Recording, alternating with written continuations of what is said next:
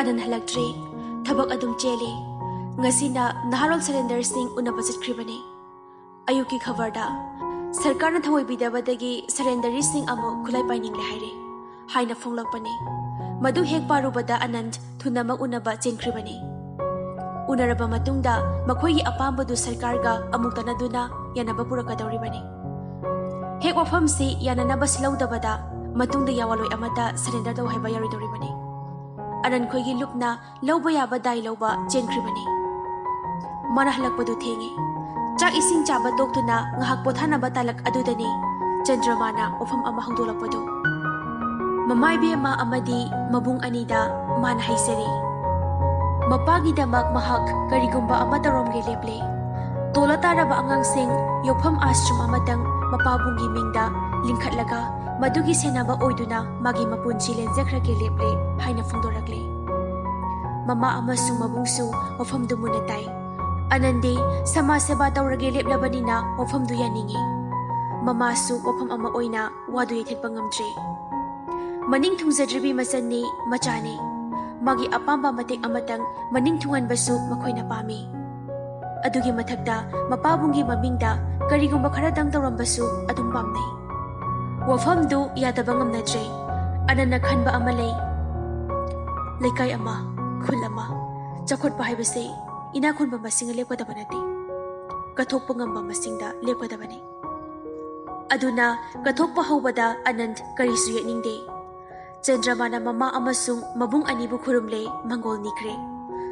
Semba shaba sinba langba Anana loina dai lawkre. Mapabunga thanamliba lanthum loina sangkhrabasu honaragi haina Anan lepkre. Numidangi khanabadu kamla yaude. Mahak angang sumduna phamungda lei. Magi wa hangbide haiduna mahak khara warawi. Adugi mathakta pikliba machagi maraibak kari oihogani. Aduna Ananna phamungda sanglakpada sonthangana masekna ire. Katho katho angang amatang pokliba sidine yendawna makhongna khotuna marana sajahuzani. Anan khumde themboi chaiboi tawbadagi adumwa oinadi ngangnaraktre. Sonthangana tahoribadi Chandramani mahak ikai nungsiyanare. Mana haudok sarakpadu mana harau pukning thawat pirakadra khalubani. Adubu maulaklabadi ningoni mafam piksil ai haibadu jumle.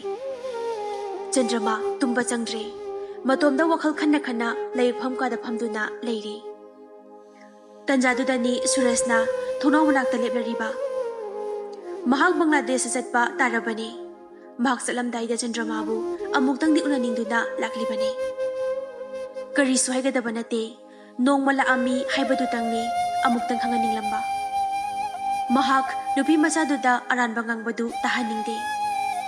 Mahak mapamda leiri haibadi nahalna tarabani. Khanba yaba khallaga Suras yoraklibani. Thonaw adu hanglammi. Maduda uri. Chandrama madom phamduna wakhal tawri. Chandramagi saktam ubada Suras kauba ngamdre yengduna leiri. Mahak nga numidang ama uramba saktam dumakti natre. Awaba saklongi mami phajana tare. Adubu phajabagi chang adu handhabadi nate. Mahing kharana Purnima thajada karibu tawani. Suras mahak lakpadu takningbani. Adubu hek ngamdre. Mora lairaba migom chapletuna leire. Chandrama hawalai. Tumba changkhige tawi. Suras nang hauroi matagum kauki. Chandrama chaplepi mana takraba makhonjeni kana oiruni Suras ki nungsiba khonthangni. Adubu kaidoruni.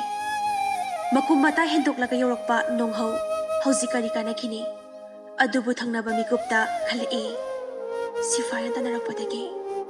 Changjabham lawpa changakpa oiramlabadi. Natragana Kulaina palaba, ina nganglaba Suras oina, laklamlabadi.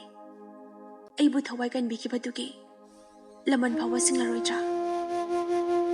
Chandrama changsindaba ngamdre, thongnaw mayada leplure, aduga kaurure, karisu koidana. Suras. Adubu urai, tekta kaidaba ngorok ngawba Surasna, thongnaw wangmada leptuna leibadu. Chandrama wa makhataba ngamdre, karidi hairune. Adubu chaiduna tanthokibadi mahaki pangal laikhidre. Aduna anidu ngahak tumina leinare. ꯄꯨꯝꯅꯃꯛꯇꯨꯒꯤ ꯑꯥꯊ꯭ꯔ ꯁꯨꯔꯖ ꯈꯪꯉꯤ, ꯑꯗꯨꯅ ꯃꯍꯥꯛꯅ ꯍꯥꯏꯔꯝꯒꯗꯕ ꯋꯥꯍꯩ ꯑꯃꯅꯤꯗꯪ ꯍꯥꯏꯔꯝꯂꯒ ꯊꯨꯅ ꯆꯠꯈ꯭ꯔꯒꯦ ꯍꯥꯏꯅ ꯈꯜꯂꯛꯂꯦ꯫ ꯆꯟꯗ꯭ꯔꯃꯥ, ꯑꯩ ꯕꯪꯒ꯭ꯂꯥꯗꯦꯁꯇ ꯆꯠꯄ ꯇꯥꯔꯦ꯫ ꯑꯗꯨꯃꯇꯪꯗꯤ ꯅꯉꯣꯟꯗ ꯇꯥꯛꯂꯝꯅꯤꯡꯗꯨꯅ ꯂꯥꯛꯄꯅꯤ꯫ ꯆꯟꯗ꯭ꯔꯃꯥ ꯄꯥꯎꯈꯨꯝ ꯄꯤꯔꯛꯇꯦ꯫ ꯄꯤꯔꯨꯕꯒꯤ ꯀꯥꯟꯅꯕ ꯀꯔꯤꯅꯣ? ꯑꯗꯨꯕꯨ ꯃꯥꯒꯤ ꯊꯃꯣꯏꯗꯗꯤ ꯄꯥꯎꯈꯨꯝ ꯑꯃꯗꯤ ꯄꯤꯅꯤꯡꯂꯦ꯫ ꯃꯗꯨꯃꯛ ꯍꯥꯏꯗꯣꯛꯈꯤ꯫ ꯁꯨꯔꯖ, ꯑꯩꯕꯨ ꯎꯅꯔꯝꯕꯒꯤ ꯀꯔꯤ ꯀꯥꯟꯅꯔꯤ? ꯆꯟꯗ꯭ꯔꯃꯥ, ꯑꯩ ꯅꯪꯕꯨ ꯅꯨꯡꯁꯤꯗꯕ ꯅꯠꯇꯦ꯫ ꯅꯪꯅ ꯑꯩꯕꯨ ꯅꯨꯡꯁꯤ ꯍꯥꯏꯕꯁꯨ ꯑꯩ ꯈꯪꯉꯤ꯫ ꯀꯝꯂꯥꯒ ꯅꯈꯣꯏ ꯑꯅꯤ ꯋꯥꯔꯤ ꯁꯥꯟꯅꯕ ꯅꯨꯃꯤꯠ ꯑꯗꯨꯗ ꯑꯩ ꯃꯐꯝꯁꯤꯃꯛꯇꯗ ꯂꯦꯞꯄꯝꯃꯤ꯫ ꯅꯪꯒꯤ ꯌꯥꯏꯐꯅꯕꯒꯤꯗꯃꯛꯇ ꯑꯩ ꯇꯥꯛꯂꯝꯗꯅ ꯆꯠꯂꯕꯅꯤ꯫ ꯉꯁꯤꯁꯨ ꯅꯪꯒꯤ ꯌꯥꯏꯐꯅꯕꯇ ꯈꯟꯗꯨꯅ ꯂꯩꯔꯤ꯫ ꯑꯗꯨꯃꯛꯇꯅ ꯑꯩꯅ ꯑꯅꯟ ꯑꯃꯁꯨꯡ ꯃꯣꯍꯦꯟꯕꯨ ꯀꯟꯈꯤꯕꯅꯤ꯫ ꯁꯨꯔꯖ, ꯑꯩ ꯂꯣꯏꯅ ꯈꯪꯉꯤ꯫ ꯑꯗꯨꯕꯨ ꯍꯥꯏꯌꯨ, ꯑꯩꯁꯦ ꯅꯨꯡꯉꯥꯏꯅ ꯂꯩꯔꯝꯒꯗꯕ ꯃꯥꯜꯂꯤꯕ꯭ꯔꯥ? ꯑꯩꯅ ꯂꯩ ꯀꯣꯏꯕꯗ ꯀꯔꯤ ꯈꯟꯈꯤꯕ? ꯑꯩꯅ ꯂꯩ ꯍꯨꯛꯄꯗ ꯀꯔꯤ ꯎꯈꯤꯕ? ꯅꯍꯥꯛꯇꯤ ꯑꯃꯠꯇ ꯈꯪꯂꯝꯂꯣꯏꯌꯦ ꯁꯨꯔꯖ꯫ ꯃꯗꯨ ꯍꯧꯈ꯭ꯔꯕ ꯄꯨꯟꯁꯤꯅꯤ ꯈꯜꯂꯁꯤ꯫ ꯆꯟꯗ꯭ꯔꯃꯥ, ꯑꯩꯅ ꯋꯥꯁꯛꯇꯨꯅ ꯍꯥꯏꯖꯔꯤꯕꯁꯤꯅꯤ꯫ ꯄꯨꯟꯁꯤ ꯆꯨꯞꯄ ꯅꯪꯒꯤ ꯌꯥꯏꯐꯅꯕꯇ ꯈꯟꯗꯨꯅ ꯂꯩꯔꯒꯗꯕ ꯑꯩꯅꯤ꯫ ꯑꯩ ꯆꯠꯂꯨꯈꯤꯒꯦ꯫ ꯅꯍꯥꯛꯅ ꯆꯠꯂꯨꯔꯣ ꯍꯥꯏꯕ ꯋꯥꯍꯩꯁꯤꯃꯇꯪꯗꯤ ꯍꯥꯏꯕꯤꯌꯨ꯫ ꯊꯃꯣꯏ ꯃꯩꯆꯥꯛꯁꯦ ꯏꯪꯅ ꯃꯅꯤꯄꯨꯔ ꯋꯥꯡꯃ ꯂꯥꯟꯖꯈꯤꯒꯦ꯫ ꯆꯠꯂꯨꯔꯣ ꯁꯨꯔꯖ꯫ ꯑꯩꯗꯤ ꯀꯨꯟꯗꯣ ꯄꯔꯦꯡ ꯑꯊꯧꯔꯤ ꯑꯣꯏꯅ ꯄꯨꯟꯗꯨꯅ ꯂꯩꯔꯕꯅꯤ꯫ ꯀꯔꯤꯁꯨ ꯍꯥꯏꯅꯤꯡꯉꯥꯏ ꯂꯩꯇ꯭ꯔꯦ꯫ ꯅꯪꯒꯤ ꯌꯥꯏꯐꯕꯗꯨꯗ ꯑꯩꯁꯨ ꯈꯟꯗꯨꯅ ꯂꯩꯍꯧꯔꯒꯅꯤ꯫ ꯆꯟꯗ꯭ꯔꯃꯥ ꯄꯤ ꯇꯥꯔꯣꯏ ꯍꯥꯏꯕ ꯌꯥꯈꯤꯗ꯭ꯔꯦ꯫ ꯀꯗꯥꯏꯗꯒꯤꯅꯣ ꯃꯤꯠꯂꯨ ꯑꯅꯤꯃꯛ ꯄꯤꯅ ꯊꯜꯂꯛꯏ꯫ ꯎꯕꯤꯅꯕ ꯂꯩꯔꯦ ꯃꯇꯥꯒꯨꯝ ꯈꯖꯥꯏ ꯑꯅꯤꯗ ꯑꯔꯛꯅ ꯁꯤꯟꯊꯔꯛꯂꯤ꯫ ꯁꯤꯟꯊꯔꯛꯂꯤꯕ ꯄꯤꯔꯥꯡꯗꯨ ꯁꯨꯔꯖ ꯃꯈꯨꯠꯅ ꯇꯩꯊꯣꯛꯄꯤꯔꯝꯅꯤꯡꯉꯤ꯫ ꯃꯈꯨꯠ ꯊꯥꯡꯒꯠꯂꯨꯏ, ꯑꯗꯨꯕꯨ ꯊꯪꯅꯕ ꯃꯤꯀꯨꯞꯇ ꯊꯠꯂꯤꯕ ꯁꯃꯥꯖꯀꯤ ꯄꯜ ꯑꯗꯨ ꯎꯔꯛꯏ꯫ ꯇꯤꯡꯊꯣꯛꯂꯨꯔꯕ ꯃꯇꯨꯡ ꯈꯨꯠ ꯑꯅꯤ ꯑꯗꯨ ꯊꯣꯡꯅꯥꯎ ꯕꯥꯔ ꯄꯥꯏꯗꯨꯅ ꯈꯥꯡꯈꯤ꯫ ꯆꯟꯗ꯭ꯔꯃꯥꯒꯤ ꯃꯃꯜ ꯌꯥꯝꯂꯕ ꯄꯤ ꯃꯔꯤꯛ ꯈꯔ ꯂꯩꯃꯥꯏꯅ ꯇꯥꯈ꯭ꯔꯦ꯫ ꯁꯨꯔꯖ ꯂꯦꯞꯄ ꯉꯝꯁꯤꯜꯂꯛꯇ꯭ꯔꯦ꯫ ꯆꯤꯛꯅ ꯑꯃꯨꯛꯇꯪ ꯆꯟꯗ꯭ꯔꯃꯥꯕꯨ ꯌꯦꯡꯂꯝꯂꯒ ꯈꯣꯡ ꯇꯞꯅ ꯇꯞꯅ ꯊꯥꯡꯗꯣꯛꯈ꯭ꯔꯦ꯫ ꯆꯟꯗ꯭ꯔꯃꯥꯁꯨ ꯍꯦꯛ ꯎꯔꯤ ꯃꯈꯩ ꯌꯦꯡꯗꯨꯅ ꯂꯩꯍꯧꯏ꯫ ꯁꯨꯔꯖꯁꯨ ꯃꯨꯁꯤ ꯃꯨꯁꯤꯕ ꯊꯥꯕꯜ ꯃꯔꯛꯇ ꯃꯃꯥꯏ ꯂꯨꯛꯅ ꯆꯠꯈꯤ꯫ ꯃꯍꯥꯛꯀꯤ ꯊꯃꯣꯏꯗꯨ ꯄꯣꯠꯂꯨꯝ ꯄꯨꯔꯦ ꯍꯥꯏꯕꯗꯤ ꯃꯥꯅ ꯅꯦꯛꯂꯤꯕ ꯂꯩꯃꯥꯏꯅꯗꯤ ꯁꯣꯏꯗꯅ ꯈꯪꯂꯝꯒꯅꯤ꯫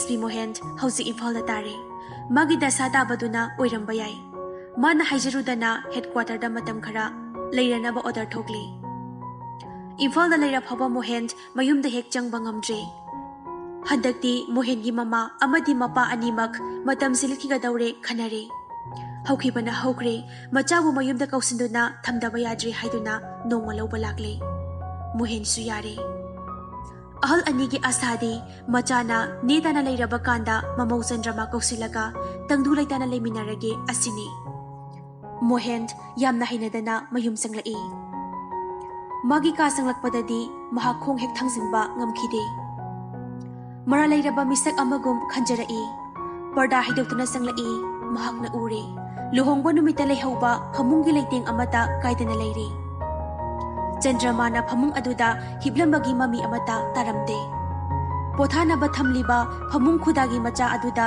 ꯆꯟꯗ꯭ꯔꯃꯥ ꯆꯍꯤ ꯍꯦꯟꯅ ꯍꯤꯞꯇꯨꯅ ꯂꯦꯟꯈꯤ ꯍꯥꯏꯕꯁꯤ ꯈꯪꯂꯦ꯫ ꯃꯣꯍꯦꯟ ꯇꯧꯐꯝ ꯈꯪꯗꯅ ꯐꯃꯨꯡ ꯃꯆꯥꯗꯨꯗ ꯐꯝꯊꯔꯛꯏ꯫ ꯑꯗꯨꯒ ꯃꯤꯒꯤ ꯀꯥ ꯑꯃꯗ ꯆꯪꯂꯨꯕꯒꯨꯝ ꯃꯃꯤꯠ ꯎꯔꯨ ꯎꯔꯨ ꯂꯩꯗꯨꯅ ꯌꯦꯡꯂꯛꯏ꯫ ꯃꯗꯨꯗ ꯎꯔꯛꯏ ꯐꯩꯖꯣꯝ ꯁꯦꯠꯄ ꯃꯥꯒꯤ ꯑꯆꯧꯕ ꯑꯌꯦꯛꯄ ꯁꯛꯇꯝ ꯑꯃ ꯐꯃꯨꯡꯒꯤ ꯃꯃꯥꯡꯃꯛꯇꯗ ꯐꯛꯂꯥꯡꯅ ꯊꯦꯠꯇꯨꯅ ꯂꯩꯔꯤ꯫ ꯅꯤꯡꯁꯤꯡꯂꯛꯏ ꯃꯥꯅ ꯆꯟꯗ꯭ꯔꯃꯥꯗ ꯃꯥꯒꯤ ꯐꯣꯇꯣ ꯑꯃꯇꯪ ꯌꯦꯛꯄꯤꯌꯨ ꯍꯥꯏꯈꯤꯕꯗꯨ꯫ ꯃꯗꯨꯗ ꯆꯟꯗ꯭ꯔꯃꯥꯅ ꯈꯨꯝꯈꯤ, ꯌꯦꯡꯅꯤꯡꯂꯛꯂꯕ ꯃꯇꯝꯗ ꯍꯥꯏꯖꯔꯛꯀꯦ꯫ ꯉꯁꯤꯗꯤ ꯆꯟꯗ꯭ꯔꯃꯥꯅ ꯃꯥꯅ ꯍꯥꯏꯕ ꯋꯥ ꯉꯛꯂꯝꯂꯦ꯫ ꯑꯣꯟꯊꯣꯛꯅ ꯐꯖꯕ ꯁꯛꯇꯝꯅꯤ, ꯑꯉꯛꯄ ꯀꯂꯥꯒꯤ ꯄꯣꯠꯅꯤ꯫ ꯃꯣꯍꯦꯟ ꯏꯀꯥꯏꯕ ꯑꯃ ꯐꯥꯎꯔꯛꯏ꯫ ꯃꯍꯥꯛ ꯐꯝꯕ ꯉꯝꯂꯛꯇ꯭ꯔꯦ꯫ ꯐꯃꯨꯡ ꯃꯆꯥ ꯑꯗꯨꯗ ꯍꯤꯞꯊꯔꯛꯏ꯫ ꯀꯣꯛꯀ ꯃꯣꯟꯒ ꯍꯦꯛ ꯊꯪꯅꯕꯗ ꯐꯥꯎꯔꯛꯏ ꯆꯟꯗ꯭ꯔꯃꯥꯒꯤ ꯆꯤꯍꯤꯅ ꯍꯥꯔꯕ ꯁꯝꯂꯥꯡꯒꯤ ꯃꯅꯝ꯫ ngasi phawba mon khumduda paktuna leiramli. Mohen angangdongna moda mamai lotlaga pena suru naiduna manam namlai. Kayada nungsikraba manamno. Mohen sangsang urai luhongba numita Chandramagi ningdu yaiba masamna China managana taduna lekhibado. Thazagumba maithongduna luruknana leikoi khibadu ngasida thokpagum Mohen urai. Mahak ningamdaba maichakna chaklai. Mana Chandramabu paratambige khankibadudi Chandramana mabudum paratambiramle. Mohen heksatuna Chandramabu karuninglai. Adubu karamna sagutlugani. Mangani chakauba numitagi khungul tarudraba imung aduda mahakna hausi karamna khong thangsilugani. Chandramagi mapabung leitaba matamdasu leimana ama thadaba yahodre. Ngasina kari haina hairugani. Khanba yaba khallaga Mohen mamabu kausile.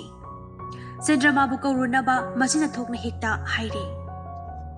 Soidana hairakani haiba mamasu khangi. Adubu masanupana onthokna mirai bikhrabi mamaudu kari haina kaurugani. Luhongbagi numidangdu magi kada sangbiramdre haibadu mamauna kaina thangda tamduna mamasu khanglabani. Aduna masidagi hermatam thiba sajat amamuk lepham thoktre.